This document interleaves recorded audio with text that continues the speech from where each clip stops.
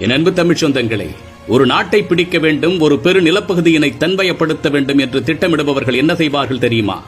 குறிப்பிட்ட அந்த பகுதியில் தங்களது மக்கள் தொகையை பெருக்குவார்கள், நிலங்களை தங்கள் வசமாக்குவார்கள், வேலைவாய்ப்புகளை பறிப்பார்கள், தொழில் கட்டமைப்புகளை ஆளுமையை செலுத்தி படிப்படியாக அதிகாரத்தில் வந்து நிற்பார்கள். அந்த நிலப்பகுதியில் அவர்கள் இன்று எந்த ஒரு அணுவும் அசையாது என்ற சூழ்நிலை ஒரு நாள் உருவாகும். சில நூற்றாண்டுகளுக்கு முன்பு இங்கு வணிகம் செய்ய வந்தவர்கள் அப்படித்தான் இந்த நாட்டை தன்மையப்படுத்தினார்கள். தங்கள் வியாபார ஆளுமைகளை இங்கு செலுத்த தொடங்கினார்கள். படிப்படியாக நிலங்களை தன்மையப்படுத்தினார்கள். அதிகாரங்களை தனது கட்டுப்பாட்டில் கொண்டு வந்தார்கள். ஆட்சியாளர்களை தங்கள் கைபொம்மையாக ஆட வைத்தார்கள்.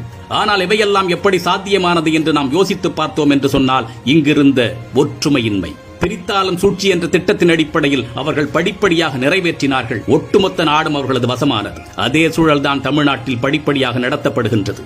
அப்பொழுது மேற்கு நாடுகளில் இருந்து வந்தார்கள், இப்பொழுது வடக்கு பகுதியில் இருந்து வருகின்றார்கள். மிக எளிமையாக புரியும்படி கூறுகின்றேன்.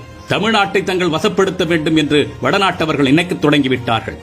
அதற்கு முதல் கட்டமாக வடமாநில மக்களை இங்கு கொண்டு வந்து குவிப்பார்கள்.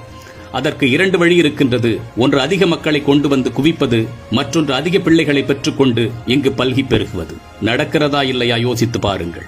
இங்குள்ள இடங்களை விலை கொடுத்து வாங்குவார்கள்.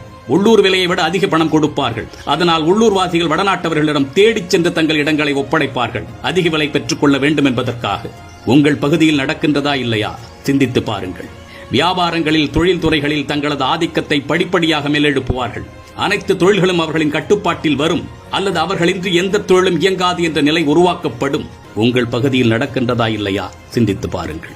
அடிப்படை வேலைவாய்ப்புகளில் முதலில் இடம் பிடிப்பார்கள். படிப்படியாக அதிகாரமிக்க இடங்களையும் தங்களது கட்டுப்பாட்டில் கொண்டு வருவார்கள். இது இப்படியே 25-30 ஆண்டுகள் தொடர்ந்து நடந்தால் இறுதியில் சொந்த மண்ணிலேயே நம் மக்கள் காலனி ஆதிக்கம் போல் ஆகிவிடுவார்கள். இவற்றையெல்லாம் அவர்கள் செய்வதற்கு வழி செய்து கொடுப்பது யார் தெரியுமா? நம் மக்களிடையே இருக்கும் ஒற்றுமையின்மைதான், பிளவுபட்டு கிடப்பதுதான். மறுபடியும் கூறுகின்றோம், தமிழ் என்ற ஒற்றை புள்ளியில் ஒன்றிணைந்து நில்லுங்கள். நம்முடைய அலட்சியத்தினாலும் அரசியல் புரிதலின்மையினாலும் எவ்வளவோ நிலப்பகுதிகளை இழந்திருக்கின்றோம். காவிரி தோன்றும் குடகுமலை, பெங்களூரு எனும் பெங்களூரு, திருப்பதி, மூணாறு என்று எத்தனையோ தமிழ் நிலங்களை பறிகொடுத்திருக்கின்றோம். இன்று திருவண்ணாமலையை, பழனியை நம்மிடமிருந்து தட்டி பறிக்க ஒரு பெருங்கூட்டம் அலைந்து கொண்டிருக்கின்றது. இந்த நிலை இப்படியே தொடர்ந்தால், நாமும் இதை பற்றி கவலை இல்லாமல் இருந்தால், நாம் இருக்கும் இடமும் வசிக்கும் வீடுமனைகளும் ஒரு நாள் நம்மிடமிருந்து பிடுங்கப்படும்.